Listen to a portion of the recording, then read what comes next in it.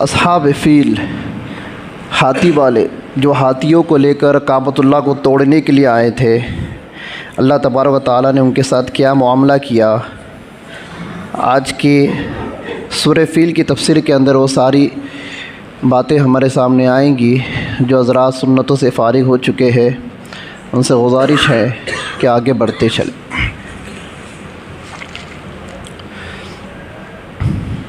आगे आ जाए, करीब करीब बैठकर सुनेंगे, बात अच्छी समझ में आएंगी।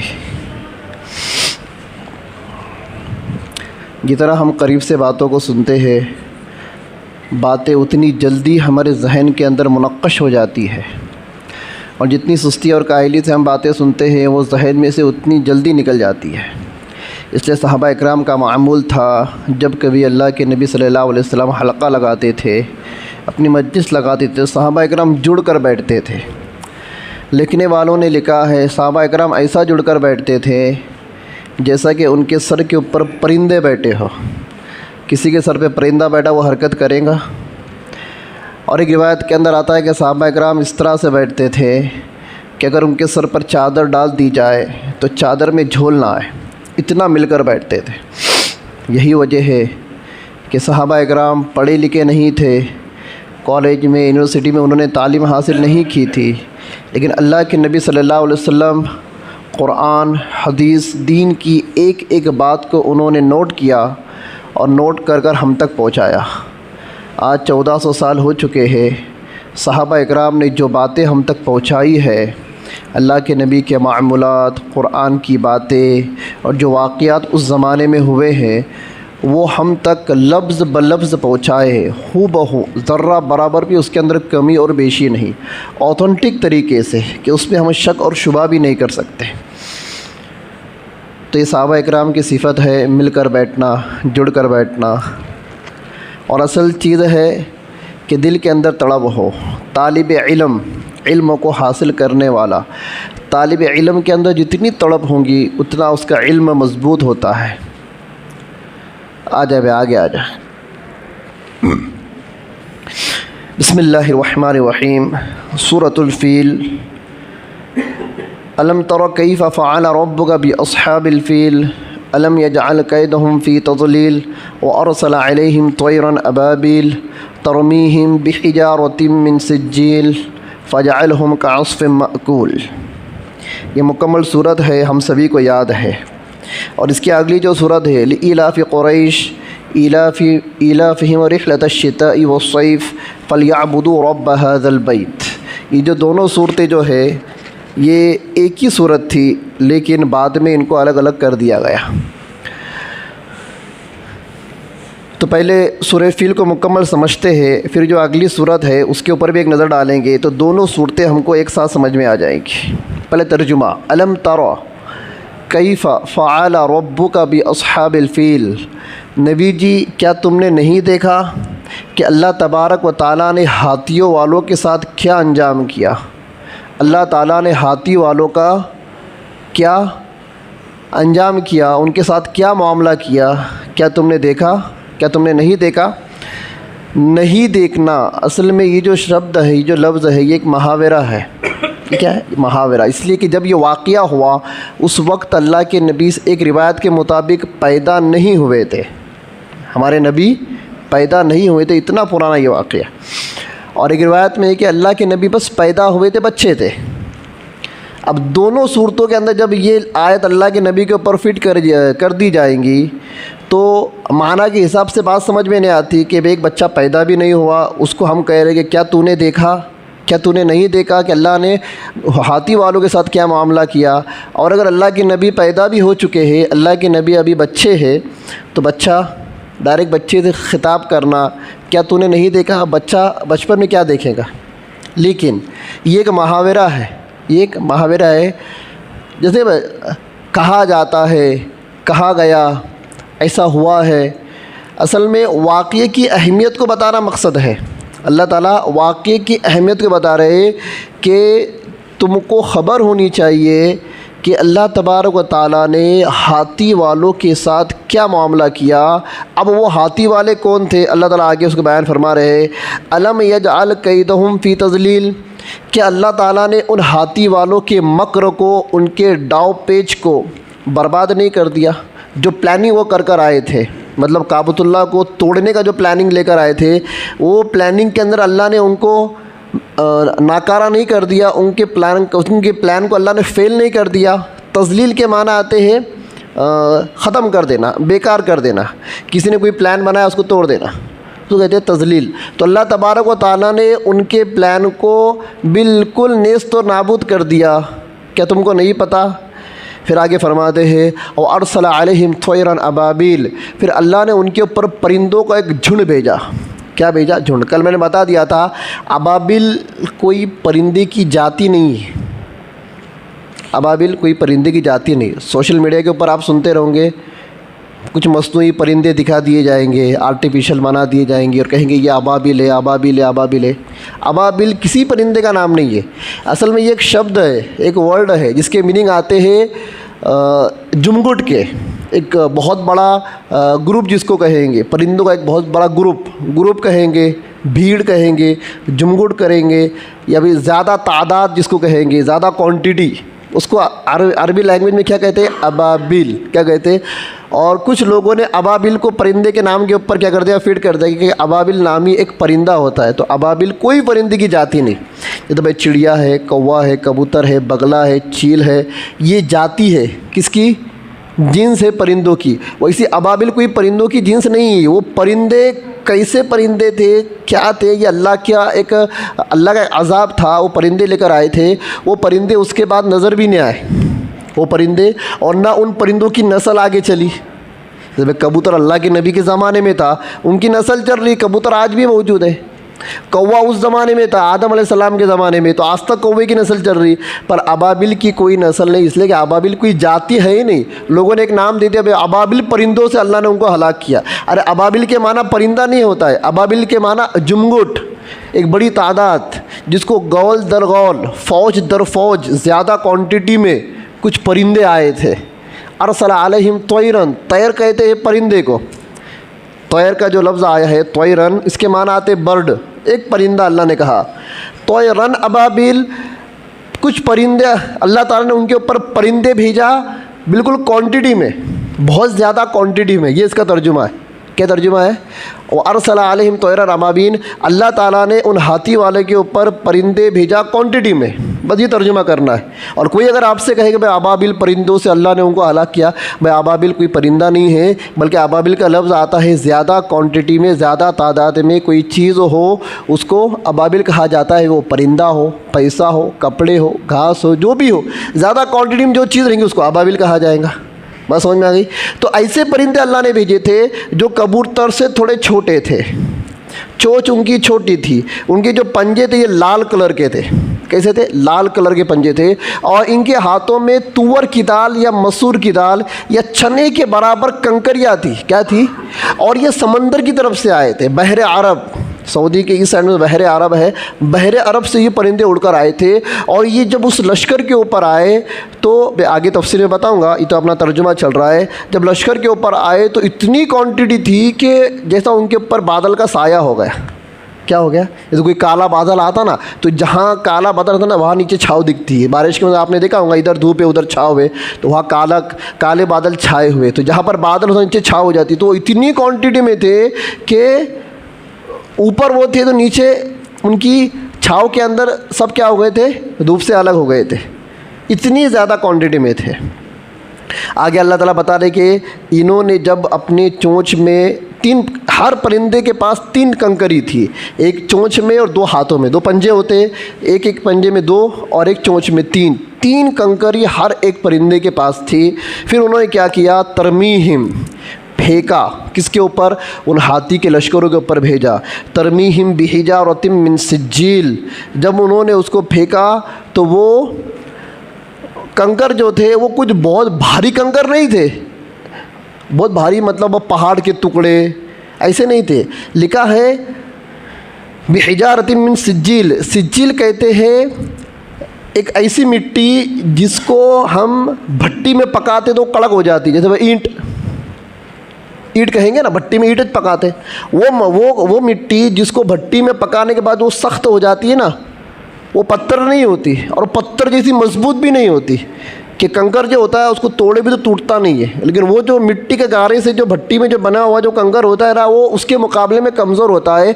अल्लाह ताला ये बताना चाह रहे हैं कि हमने कोई भारी मजबूत किस्म के पत्थर नहीं बरसाए उनके ऊपर, बल्कि एकदम हल्के किस्म के पत्थर, मुरुम होती है हमारी, मुरुम के जैसे क्या थी वो कंकरियाँ थी, नरम कंकरियाँ थी, कुछ भारी ख़तरनाक कंकरियाँ नहीं थी, लेकिन वो अल्लाह के अज़ाब की कंकरियाँ थी। जब वो लश्कर के ऊपर पड़ी तो क्या अंजाम हुआ मैं आगे आपको बताऊंगा। तर्जुमा देख ले।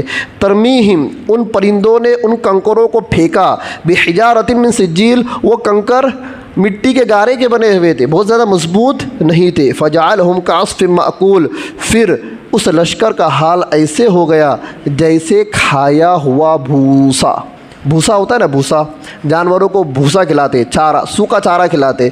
सूखा चारा जब जानवर खाता है तो कुछ वो क्या कर देता है, फेंक देता है, जुगाली करके फेंक देता है। वो जुगाल, एक तो सूखा चारा उसकी कोई हैसियत नहीं होती, एकदम हल्का फुल्का होता है, हवा से उड़ जाता है, और वो चारा जब जानवर खाता है जुगाली करके जब उसको बाहर फेंकता है तो उसकी हैसियत और भी कमज़ोर हो जाती है, एकदम हल्का फुल्का।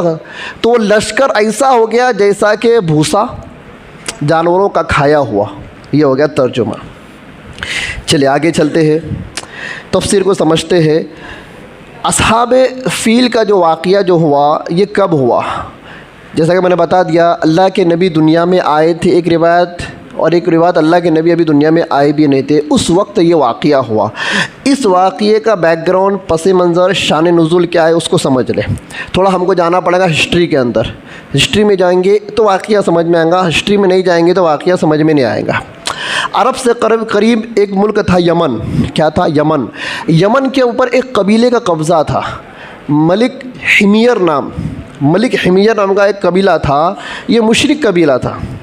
क्या था? मुशरिक, ये बूतों को पूछते थे, और ये नसरानियों के, ईसाइयों के दुश्मन थे। क्या थे? ईसाइयों के दुश्मन। और यमन के अंदर जो ईसाई लोग रहते थे, तो इस कबीले का जो बादशाह था उसका नाम था ज़ू नवास। क्या नाम था उसका? ज़ू नवास। नाम याद रखना, बार बार आएगा। ज़ू नवास ने उस वक्त एक बड़ी खंदक खोदी थी यमन के अंदर। खंदक किसे कहते हैं? बड़ा गड्ढा खोदते हैं ना, बड़ा गड्ढा खोदते हैं, काहे के लिए? दुश्मन के हमले से बचने के लिए। एक बड़ी खंदक खोदी और उस खंदक के अंदर आग जलाई, और उस आग के अंदर 20,000 नसरानियों को जला दिया।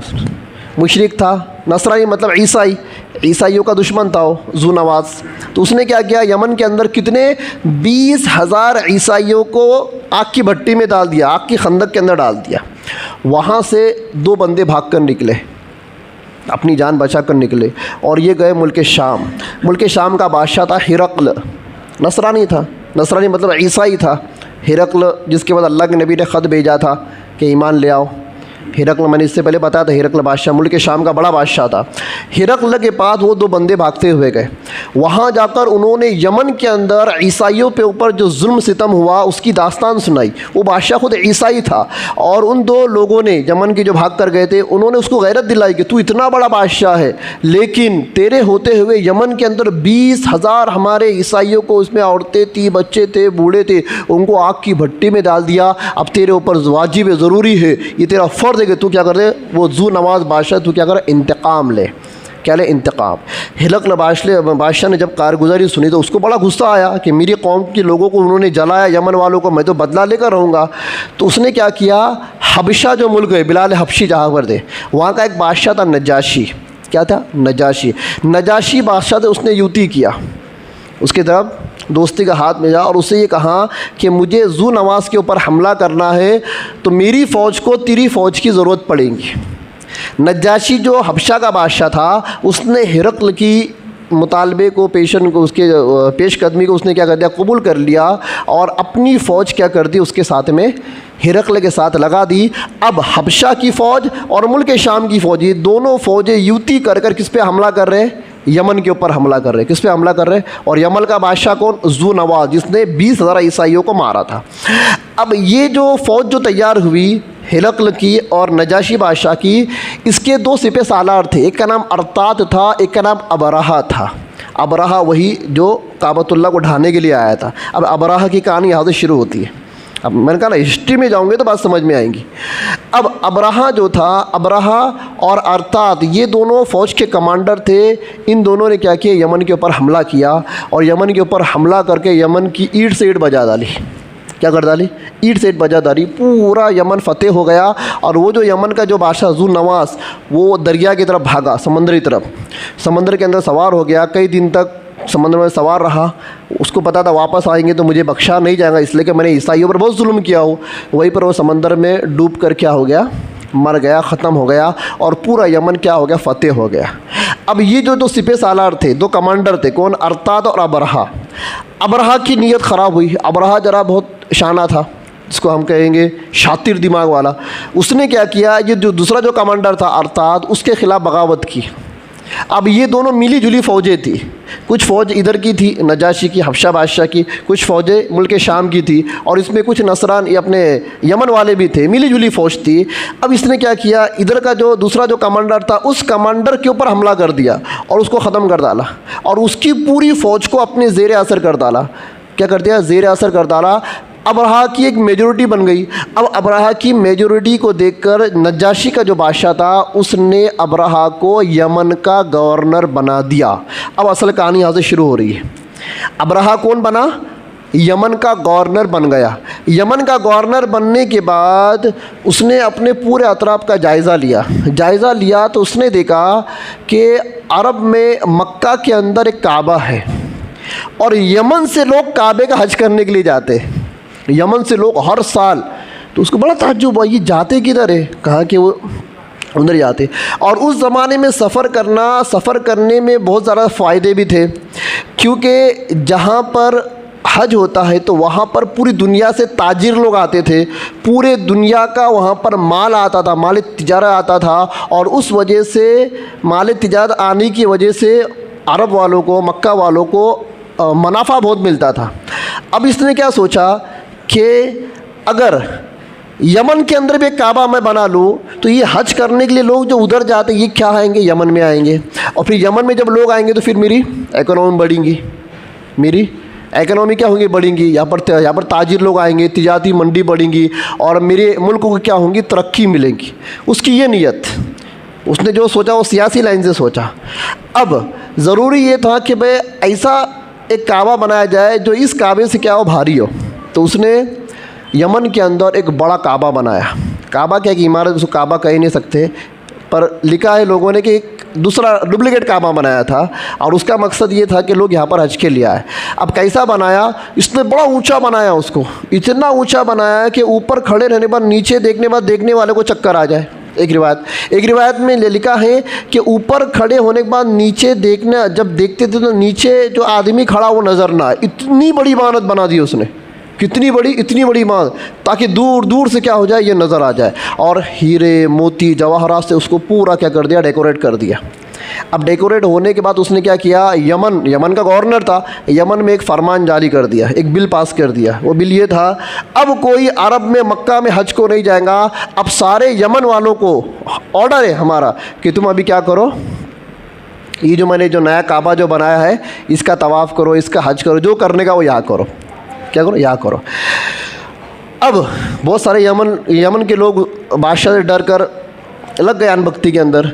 वहाँ पर कुछ अहले कुरैश रहते थे। ये कुरैश जो मैं कहा ना, कुरैशी अपने अल्लाह के नबी के ख़ानदान लोग, तो कुछ कुरैशी लोग यमन के अंदर रहते थे। तो भले से ये बुत परस्त थे, क्या थे, बुत परस्त थे, लेकिन काबे की अज़मत इनके दिलों में थी।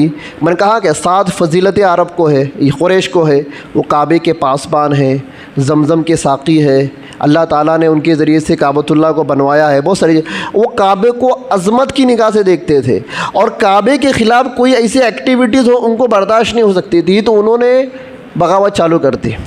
जो यमन में रहते थे कुरैशी, उन्होंने बगावत चालू कर दी कि नहीं, हम तो काबतुल्लाह की अज़मत, इब्राहिम अलैहिस्सलाम ने बनाया हुआ घर है, वो अल्लाह का घर है, वो किसी बादशाह का बनाया हुआ घर नहीं है, हम तो उसी का क्या करेंगे, तवाफ़ करेंगे, उसी का हज करेंगे। लेकिन वो अलल ऐलान बोल नहीं सकते थे क्योंकि रह रहे कहाँ पर, यमन के अंदर, तो यमन में उनको ख़तरा है अबरहा से। अब हुआ ये कि एक रिवायत के अंदर आता है, एक कुरैशी बंदे ने चिढ़कर वो जो डुप्लीकेट काबा बना हुआ था उसके अंदर गया और वहाँ जाकर उसने गंदगी फैला दी। अब गंदगी में दो तरह की रिवायत है। एक रिवायत में आता है कि सूअर को काटा, गंदे जानवरों को काटा और काट कर क्या कर दिया, पूरे अंदर रात के वक्त तो उसके खून को, उसकी हड्डियों को, गोश्त क्या कर दिया, फेंक दिया। एक रिवायत में आता है कि अंदर जाकर पाखाना करा और पाखाने के ऊपर दीवारों के ऊपर क्या कर दिया, लगा दिया छीड़ कर।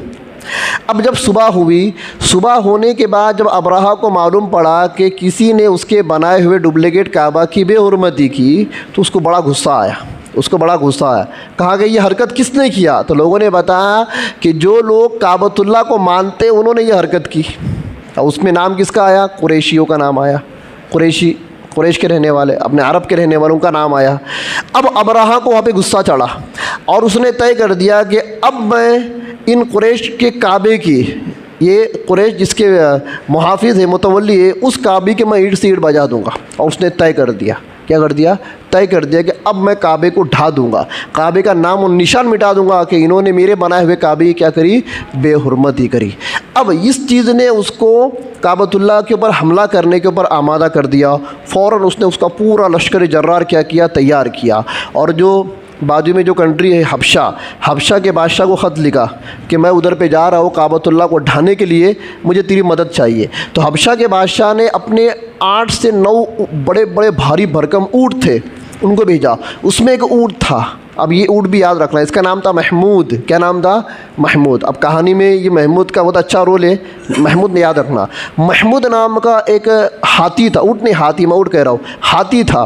9 हाथी में से एक हाथी जो था, जो हाथियों का सरदार माना जाता था और बहुत हाइटेड था, बहुत ताकतवर था। और ये स्पेशल जो नजाशी का बादशाह है उसका स्पेशल ऊँट था, अपने हाथी था कि उसके ऊपर नजाशी बैठ कर क्या करता, सफ़र किया करता था। तो उसने अपना ये ऊँट भेजा और ऊँटी आ रहा है बार बार ज़बान पे, हाथी भेजा और हाथी के ताल्लुक़ से ये कहा कि ये महमूद है, अबरहा तो ख़ुद इसके ऊपर सवार होकर जाना और काबे की ईंट से ईंट बजा देना। और उन्होंने इरादा ऐसा किया कि बड़ी बड़ी जंजीरें अपने साथ में लिए और इरादा ये किया कि जंजीरों का एक सिरा काबतुल्लाह के सुतूनों पर बांध दिए गए और एक दूसरा सिरा हाथियों के गर्दन में बांधेंगे और हाथियों को दौड़ा देंगे और पूरे काबतुल्लाह के फाउंडेशन को ही तोड़ डालेंगे, तो पूरी इमारत क्या हो जाएंगी, गिर जाएंगे। ये नीयत से वो चला। अब एक बड़ा लश्कर जर्रार लेकर वो चला। चलते चलते चलते चलते अरब के एकदम करीब आ गया, अरब के एकदम करीब आया। एकदम करीब आने के बाद रास्ते में 2 कबीले अरब के पड़ते, 2 कबीले। एक कबीले का जो सरदार था उसका नाम था ज़ू नफ़र, अरबी था। उसने जब देखा एक बड़ा लश्कर आ रहा है और एक गंदी नीयत के साथ आ रहा है, काबतुल्लाह को ढाने के लिए आ रहा है, तो फ़ौरन क्या हुआ, मुकाबले के लिए चले गया। अब वो सरदार मुकाबले गया लेकिन उसकी जो फ़ौज थी वो कम थी। अबरहा ने उसको क्या कर दिया, शिकस्त दे दिया और उसके जो वो ज़ू नफ़र नामी जो शख्स था उसको क्या कर लिया, गिरफ़्तार कर लिया और उसको लेके आगे बढ़ा ताकि ये हमको रास्ता बताएगा कि जाना कैसा है। आगे आने के बाद एक और कबीला आया, कबीला खसम। उसका एक बंदा सरदार, इसका नाम था नुफ़ैल बिन हबीब। अब ये नाम भी याद रखना, नुफ़ैल बिन हबीब। नुफ़ैल बिन हबीब भी क्या हो गया, मुकाबले के लिए आ गया कि तू गलत नीयत से जा रहा है, मैं तेरे को आगे जान नहीं दूंगा। लेकिन इतना बड़ा लश्कर था, ये भी क्या हो गया, शिकस्त खा लिया। अबरहा ने नुफ़ैल बिन हबीब को भी गिरफ़्तार कर लिया और इन दोनों सरदारों को आगे आगे लेकर चलने लगा कि भाई तुम क्या करो, हमको अरब का रास्ता बताओ। अब आ गया तौइफ़। क्या आया, तौइफ़ की वादी आई। अब तौइफ़ के अंदर एक जो कबीला था बनु सक़ीफ़, तो इन कबीले वालों को ख़बरें मिल रही थी कि बड़ा लश्कर यमन से आ रहा है। रास्ते में ज़ू नफ़र ने उनका मुकाबला किया, हार गया। आगे बढ़ने के बाद नुफ़ैल बिन हबीब ने उनका मुकाबला किया, वो भी हार गया। अब हमारा भी फ़र्ज़ बनता है कि हम काबे को बचाने के लिए कुछ ना कुछ एक्टिविटीज़, कुछ ना कुछ ये करें, संघर्ष करें। लेकिन जब इतना बड़ा लश्कर है हम क्या टीक पाएंगे उससे। और दूसरा ख़तरा उनको ये था कि ताइफ़ के लोग भी बुत परस्त थे। क्या थे, बुत परस्त थे, लेकिन काबतुल्लाह को क्योंकि अज़मत उनके दिलों के अंदर थी, तो बुत परस्ती से भी अपने उनके बुतों को ही बचाना था, काबतुल्लाह को बचाना था। और लात नामी एक बुत, लात LAT लात नामी एक बुत खुद ताइफ़ के अंदर बना हुआ था। अब उनको डर ये हुआ कि हम कभी अबरहा के मुकाबले में गए तो वो काबतुल्लाह को बाद में तोड़ेगा, पहले हमारे लात नामी बुत को क्या कर देगा, तोड़ देगा। और किसी का माबूद टूट जाए, आस्था जुड़ी हुई होती है, बर्दाश्त नहीं होता। तो तौइफ़ वालों ने क्या कर लिया, उनसे एग्रीमेंट कर लिया, उनसे हाथ मिला लिए कि ठीक है, तुम हमको, हमारे जानवरों को, हमारे बच्चों को, हमारी औरतों को, हमारे बूतों को नुकसान नहीं पहुंचाएंगे। इस बात पर हम क्या करते हैं, तुमसे एग्रीमेंट करते हैं। ताइफ वाला ने उनको रास्ता दे दिया। अबरा ने ताइफ के ऊपर हमला नहीं किया। अब ताइफ से निकलकर मीना की वादी के पास अबराहा पहुंच गया। वहाँ पर कुरैश के 200 ऊँट चल रहे थे। अबरा ने क्या कर दिया, सबको कैद कर लिया। सब क्या कर लिया, कैद मतलब क्या कहेंगे, ज़ब्त कर लिया, अपने कब्ज़े में ले लिया। अब 200 ऊँट, और ऊँट बोले तो अरब का सबसे कीमती जानवर, कीमती सरमाया। अब ऐसे 200 ऊँट तो कितनी, अब जो कि उस ज़माने के अंदर क्या हो गई, प्रॉपर्टी हो गई। उस प्रॉपर्टी को अबरा ने क्या कर लिया, ज़ब्त कर लिया। अब अबराहा का एक मुतरजिम था, ट्रांसलेटर। अब उनकी लैंग्वेज अलग थी, अरब लैंग्वेज अलग थी। एक ट्रांसलेटर, उस ट्रांसलेटर उसने क्या किया, अरब के अंदर भेजा, मक्का में भेजा। और मक्का में भेजने के बाद कुरैश को जमा करके ये कहा कि भाई तुम्हारा सरदार कौन है। कहा कि अब्दुल मुत्तलिब, अल्लाह के नबी के दादा, ये हमारे सरदार है। कहा कि हमारा लश्कर जर्रार आया है, अबरहा लेकर आया है, और हम चाहते हैं कि तुम्हारा काबा तोड़ दे। हमको तुमसे कोई ज़ाती दुश्मनी नहीं है, तुम हमारे रास्ते में ना आओ, हम तुमको नुकसान नहीं पहुँचाएँगे। मक्का के किसी घर को नुकसान नहीं पहुंचेगा, किसी औरत को, किसी बच्चे को, तुम्हारे किसी फ़र्द को नुकसान नहीं पहुंचेगा। तुम सिर्फ हमारा रास्ता छोड़ दो, हमको काबतुल्लाह को गिराना है, हम काबतुल्लाह तोड़ेंगे और चले जाएंगे ऐसे। तो लोगों ने कहा कि ये हमारे बड़े सरदार अब्दुल मुत्तलिब, इनसे बात करो। अब वो जो मुतरजिम जो था, ट्रांसलेटर, वो आया अब्दुल मुत्तलिब के पास। कहा कि तुम्हारा क्या इरादा है, तुम इस बारे में क्या कहते हो। तो अब्दुल मुत्तलिब ने कहा कि भाई देख, वो जो 200 ऊँट जो तूने कब्ज़ा किया है, गसब किया है, मुझे वो ऊँट दे दे, बस मेरा इतना ही मसला है। तो वो हंसने लगा। कहा कि हम तुम्हारे अल्लाह के घर को तोड़ने के वास्ते आए और तुझे तेरे ऊँटों की पड़ी है। तो हंसने लगा, और हंसते में उसने क्या किया, अब्दुल मुत्तलिब को लेकर अबराहा के पास पेश कर दिया। और अबराहा से कहा कि ये बंदा ऐसी ऐसी बात, अजीब गरीब बातें कर रहा है।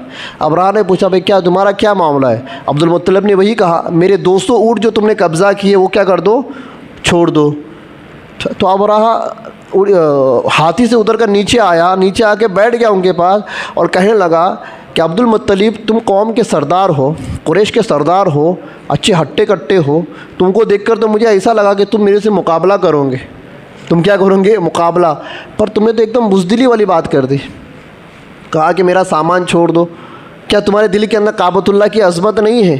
तो अब्दुल मुत्तलिब ने जवाब दिया, मैं मेरे ऊँटों का मालिक हूँ, मुझे मेरे ऊँटों की फ़िक्र है, मुझे मेरे ऊँटों की फ़िक्र। और वो जो घर जिसको तो तोड़ने आया है, मैं उसका मालिक नहीं हूँ, उसका मालिक अल्लाह है।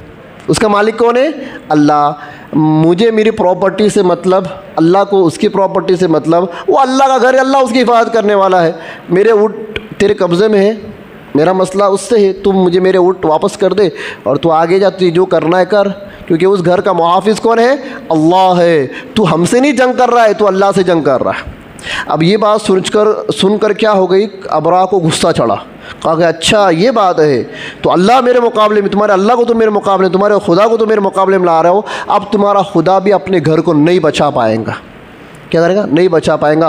और अब्दुल मुत्तलिब को उसने क्या कर दिया, हटा दिया। और फिर कहा कि मैं कल तुम्हारे काबतुल्लाह की ईंट से ईंट बजा दूँगा। अब्दुल मुत्तलिब अपने कौम के पास आए, पूरे कौम के सरदार वहाँ पर जमा थे, पूरे कुरैश के सरदार जमा थे। अब कुरैश के सरदार सब के सब काबतुल्लाह के दरवाज़े को, दहलीज को पकड़ कर रोने लगे। रात भर उन्होंने दुआएं की, ये अल्लाह तेरा घर है, इब्राहीम अलैहिस्सलाम का बनाया हुआ है, ये अल्लाह तू ही इसकी हिफाजत कर सकता है, हम तो कमज़ोर है, इतना बड़ा लश्कर है, हम उनका मुकाबला नहीं कर सकते, ये अल्लाह ये तेरा घर है, तू इसको बचा ले। लिखा है उलमा ने, अहले कुरैश चाहे कितने भी मुशरिक हो, कितने बड़े मुशरिक हो, बुत परस्त हो, लेकिन उनका अक़ीदा ये था, उनके दिल का एक अक़ीदा ये था कि वाकई में इन तमाम बूतों के ऊपर एक बड़ा अल्लाह है जो कि ऊपर है, जो कि इब्राहीम अलैहिस्सलाम का रब है। और कुछ ऐसे बड़े हालात जब आते थे ना, तो ये कुफ़ार मक्का, मुशरिकीन मक्का उनके बूतों को नहीं पुकारते थे, ये अल्लाह को पुकारते थे। उनके बूतों को नहीं पुकारते थे, बल्कि अल्लाह को ही पुकारते थे। और उस रात उन्होंने अल्लाह को ही पुकारा, ये अल्लाह ये तेरा घर है, तो इसको बचा ले। और फिर अब्दुल मुत्तलिब ने सरदारों को कहा कि तुम क्या करो, अपने अपने जानवरों को, बाल बच्चों को लेकर क्या हो जाओ, मक्का की पहाड़ियों के ऊपर चले जाओ। मतलब उनको यकीन था कि अल्लाह का अज़ाब आने वाला है। तो अल्लाह का अजाब जब गिरेगा तो तुम यहाँ पर मौजूद नहीं होना, तुम अपने बीवी बाल बच्चों को, अपने जानवरों को लेकर क्या हो जाओ, पहाड़ों के ऊपर चले जाओ। सब के सब रात में उठकर अपने पहाड़ों के ऊपर जाकर बैठ गए। सुबह का सूरज निकला, अब्राहा ने हाथियों को तैयार किया, अब्राहा ने हाथियों को तैयार किया। एक नाम मैंने पीछे बताया था, नुफैल बिन हबीब, जो बीच में मुकाबले के लिए आया था बेचारा, लेकिन कैद हो गया था।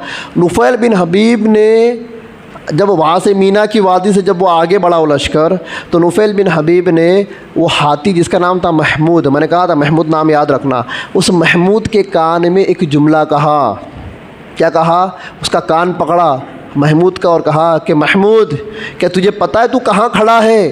तू बलद अमीन पर खड़ा है, तू मक्का के ऊपर खड़ा है, मक्का के सरज़मीन के ऊपर खड़ा है, कि ये इब्राहिम अलैहिस्सलाम का शहर है, ये इस्माइल अलैहिस्सलाम का शहर है, और इब्राहिम और इस्माइल अलैहिस्सलाम ने इसके लिए दुआ की है। अगर तू अपनी खैर मनाना चाहता है तो यहाँ से वापस चले जा, और जिसको तू तोड़ने जा रहा है ना वो अल्लाह का घर है। इतनी बात याद रख, तू एक बलद, एक मामून शहर के अंदर है, कि इस शहर के अंदर हदूद हरम के अंदर एक छोटी सी मक्खी को मारने की भी इजाज़त नहीं है, यहाँ की घास को उखाड़ने की भी इजाज़त नहीं है। इतना मोहतरम ये शहर है, और इस शहर के अंदर तू आया है काबतुल्लाह को तोड़ने के लिए, वापस चले जा, तू अपनी खैर मना ले, वरना तेरा अंजाम क्या होगा, बहुत बुरा होगा। इतना बोलकर क्या हो गया, वो आगे बढ़ गया। अब्राहा ने देखा तो बुलाया कि उसको बुला। उसने हाथी के कान में क्या कहा? तो उसने कहा कि मैंने तो कुछ भी नहीं कहा, जो कहना था मैंने कह दिया। वो हाथी देखे और तुम्हारा लश्कर देखे, और वो क्या हो गए, आगे बढ़ गए। अब लिखा है मुअर्रिखों ने कि अब्राहा हाथी जिससे सबसे ज़्यादा अब्राहा का वो हाथी जिसका नाम महमूद था, इससे ज़्यादा उम्मीद थी कि सबसे पहले ये क्या करेगा, पहले कदमी करे, काबतुल्लाह को तोड़ेगा, ढा देगा। अब उस हाथी को उठा रहे तो वो उठने के लिए तैयार नहीं, वो ज़मीन के ऊपर बैठ गया। अब उसको उठाने के जो हाथी बान रहे थे, हाथी चलाने वाले, हाथी ड्राइवर जिसको बोलेंगे, हाथी बान कहते हैं उसको, वो हाथी बान पूरी कोशिश कर रहे कि कहीं से ये उठ जाए और ये आगे को बढ़े। उधर से अब्राहा चिल्ला रहा है कि हाथी को उठाओ, आगे बढ़ाओ, हाथी को उठाओ, आगे बढ़ाओ। हाथी उठने के लिए तैयार नहीं, हाथी उठने के देर। फिर उन्होंने क्या करे, हाथी को तकलीफ़ देना शुरू किया। उसको क्या करते हो, टोचते, अपन क्या कहते, भाला मारते, भाला मारना शुरू कर दिया। भाले की तकलीफ़ भी हाथी बर्दाश्त कर रहा है, पर उठने के लिए तैयार नहीं। फिर उन्होंने क्या किए, आंकड़ों को हाथी की सूंड में जो नाक होती है ना, उसकी नाक में डाल के उसको खींचना शुरू किए। उस महमूद हाथी ने वो तकलीफ़ को भी बर्दाश्त कर लिया, लेकिन आगे बढ़ने के लिए तैयार नहीं, और था इतना हट्टा कट्टा कि डर ये लग रहा था कि ये बेकाबू ना हो जाए। अगर ये बेकाबू हो गया तो पूरे लश्कर को कुचल देगा। और हाथी बानों ने जितनी कोशिश करनी थी सारी कोशिश कर कर थक हाकर बैठ गए। वक्त बीतता जा रहा है, बादशाह का ऑर्डर आ रहा है उधर से, गवर्नर का, अब्राहा का, कि आगे क्यों नहीं बढ़ रहे। कहा कि हाथी उठने के लिए तैयार नहीं। फिर कहा कि एक काम करो, इसको दूसरी दिशा की तरफ मोड़ कर देखो। अब हाथी को यमन तरफ मोड़े तो हाथी खड़ा हुआ लगे, चलना शुरू करा। फिर खींच के उसको बिठाए। फिर हाथी को मशरिक़ की तरफ मोड़े तो फ़ौरन चलना शुरू हो गया। मुल्क शाम की तरफ मोड़े, फ़ौरन चलना शुरू हो जाए। और जैसा वह हाथी को मक्का की तरफ मोड़ने, जो हाथी फ़ौरन बैठ जाता था, हाथी फ़ौरन बैठ जाता था, आगे बढ़ा ही नहीं।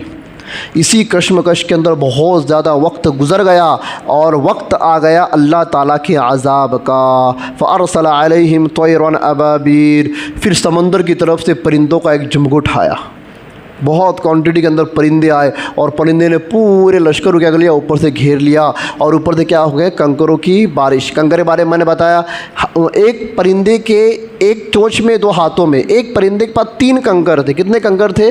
3 कंकर। वो सिर्फ क्या करते थे, कंकर को छोड़ते थे ऊपर से। रिवायतों के अंदर आता है कि उस कंकर ने, जो कि बिल्कुल हकीर था, मैंने कहा ना, मिट्टी को भट्टी में पकाने के बाद जो कड़क मिट्टी होती है ना, इतना ही मजबूत था, मुरुम जिसको कह लो, बहुत मजबूत पत्थर नहीं थे वो, बहुत मजबूत कंकर नहीं थे। उन हल्के फुल्के कंकरों से अल्लाह ने उनके ऊपर कंकरों को बरसाया, अबाबिल के वो जो परिंदे जो थे उनके ज़रिए से। उन पत्थरों ने गोली, बंदूक की जो गोली होती है ना, उसका काम किया। रिवायत के अंदर आता है कि जब वो सर में पड़ता था तो पूरे बदन को चीर कर वो कंकर क्या हो जाता, ज़मीन में घुट जाता था, और पूरी बॉडी में छेद हो जाया करते थे। और स्पीड के अंदर वो पत्थर क्या हो गए, पूरे लश्कर के ऊपर पड़ने लगे। कई जानवर मारे गए, कई हाथी मारे गए, और जितने उसके लश्कर के जो लोग थे, जो जंगजू थे, वो सब लश्कर के सिपाही मारे जाने लगे। और ऐसे मारे जाने लगे कि कंकर उनके बदन को जा लगता ना, तो वहाँ का गोश्त टूट टूट कर क्या होने लगा, ज़मीन पर गिरता। हाथ पे यहाँ पत्थर गिरा तो इतना गोश्त कट कर गिर गया। इधर पे गिरा इतना गोश्त कर, सर पे गिरा तो इतना सर का टुकड़ा कट कर गिर गया, कट कर होकर गिरने लगे। अब्राहा के ऊपर जब बारिश हुई कंकरों की तो रिवायतों के अंदर आता है कि अब्राहा भागना शुरू किया। उसने भागना शुरू किया तो उसके बदन के ऊपर इतने कंकर पड़े कि उसका पूरा बदन क्या हो गया, छलनी हो गया। क्या हो गया, छलनी हो गया। और इसी हालत में भागता हुआ वो कहाँ पहुँचा, यमन को पहुँचा। वहाँ बहुत इलाज किया, लेकिन अल्लाह तबारक ताला को उसको सड़ा कर मारना था। तो वह ऐसा मरा कि उसके बॉडी में जो जॉइंट होते हैं ना, ये जॉइंट क्या होते हैं, सड़ कर गिरने लगे। अब जहाँ से मतलब बदन का एक पार्ट ही निकल गया, वहाँ जो ज़ख़म होगा, ज़ख़म कितना गहरा होगा, वो ज़ख़म भरेगा नहीं। उस ज़माने में इतनी टेक्नोलॉजी नहीं थी ज़ख़म भरने की। वो ज़ख़म में सड़न पैदा हुई। सड़न पैदा होने के बाद वो गोश्त के अंदर जो हड्डियाँ होती है, वो सड़न से वो हड्डियाँ खोखली होने लगी और उसकी जितने जोड़े वो क्या टूट कर ज़मीन के ऊपर गिरने लगे। और उसी हालत में सड़ गल कर अब्राहा हलाक और बर्बाद हो गया। क्या हो गया, हलाक और बर्बाद हो गया।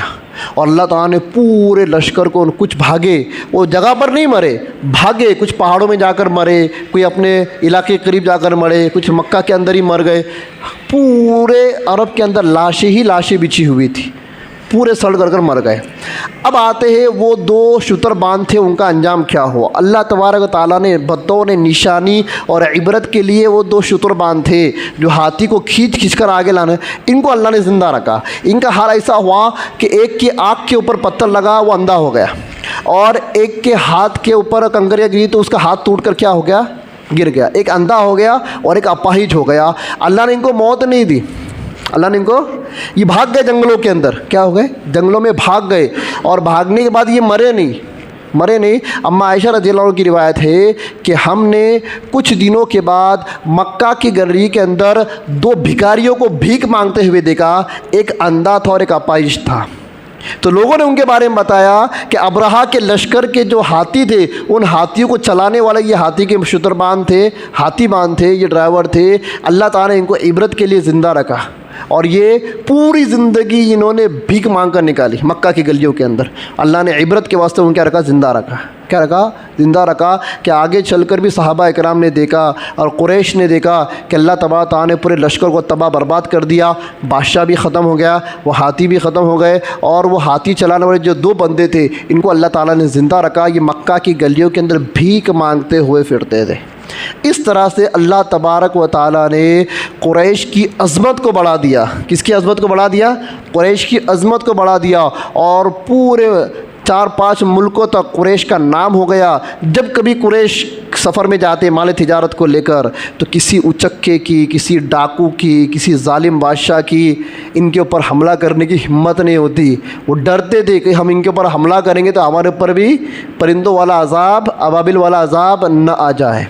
तो अगली जो सूरत थी जो कल हमने तफसीर पढ़ी, लीलाफ़ी कुरैश, कुरैश के दिल को मानूस करने के लिए, इलाफ़ी रहलत शिताए वसीब, उनके गर्मी और ठंडी के सफ़र को मानूस करने के लिए हमने ये सारी चीज़ें की। मतलब अल्लाह ताला ने काबतुल्लाह की हिफाजत की। तो ये मुकम्मल वाक़या है कि अल्लाह तबारक ताला के इस दुनिया के में आने से पहले भी अल्लाह ताला ने हर क़यादत मौजज़ाती तौर के ऊपर अपने अज़ाब से अपने घर की हिफाजत फरमाई। उसके बाद रहती दुनिया तक किसी की भी हिम्मत नहीं हुई कि वो काबतुल्लाह के बारे में गलत सोच सके। आज तक भी, वो ज़माना जाने दो, 14 साल हो गए, आज तक भी किसी जालिम बादशाह की ये हिम्मत नहीं हुई कि वो काबतुल्लाह के ऊपर गंदी, गलत निगाह से, गलत इरादे से कुछ सोचे भी। क्योंकि उनको मालूम है कि अगर हम अल्लाह के घर के ख़िलाफ़ जाएंगे तो अल्लाह ताला इसका अंजाम कितना ख़तरनाक अज़ाब की शक्ल में लेगा। तो ये था मुकम्मल वाक़या। हम सूरह फ़ील पढ़ते हैं, अलम तरो कैफ़ फ़अल रब्बुका बिअस्हाबिल फ़ील, और इसको अल्लाह ताला बयान कर रहे हैं अपने नबी से कि नबी जी, क्या तुमने देखा हमने हाथी वालों के साथ क्या मामला किया। हमने उनके ऊपर परिंदों का लश्कर भेजा, उनको उनके इरादे में क्या कर दिया, उनके जो प्लानिंग थे उसमें हमने उनको बेकार कर दिया, निस्फ़ नाबूद कर दिया। उनके ऊपर हल्के फुल्के कंकरों को बरसाया और वो ऐसे हो गए जैसे कि खाया हुआ भूसा, खाए हुए भूसे से अल्लाह ने ताबीर किया कि इतना लश्कर जल्लार था जिन्होंने यमन को फ़तेह कर लिया था, ईंट से ईंट बजा दी थी। अल्लाह ताला के हकीर परिंदों ने क्या कर दिए, उनको ऐसा कर दिया जैसे कि जानवरों का खाया हुआ भूसा। तो ये थी मुकम्मल तफसीर। कुछ बातें अगर समझ में नहीं आई तो बाद में पूछ सकते हैं। ये बहुत अहम वाक़या है। इसमें सबसे पहली चीज़ जो मैंने बताई कि अबाबिल को जो परिंदा समझते हो और जो आपको कहा जाता है, दिखाया जाता है, तो आप वहाँ पर आगे बढ़कर कहे कि अबाबिल कोई परिंदे की जाति नहीं है, कोई परिंदे की जिन्स नहीं है, बल्कि जो जुमगुट के अंदर बहुत ज़्यादा क्वांटिटी में जो चीज़ आती है उसको अबाबिल कहा जाता है। वो परिंदे थे जो पहली बार आए, उसके बाद वो परिंदे कभी नज़र नहीं आए, न कहीं उनकी नस्ल चली, न कहीं उनके घोंसले मिले। वो एक अल्लाह की तरफ से अल्लाह के अज़ाब के परिंदे थे। वो आए, अपना काम करे और चले गए, और उसके बाद अभी तक वो किसी को नज़र नहीं आए। आई बात समझ में? कुछ बातें समझ में नहीं आई तो पूछ सकते हैं। अल्लाह अमल की तौफीक अता फ़रमाए। दुआ पढ़ ले भाई। सुब्हानल्लाहि व बिहम्दिही, सुब्हानकल्लाहुम्मा व बिहम्दिका, नशहदु अल्ला इलाहा इल्ला अंता, नस्तगफिरुका व नतूबु इलैक।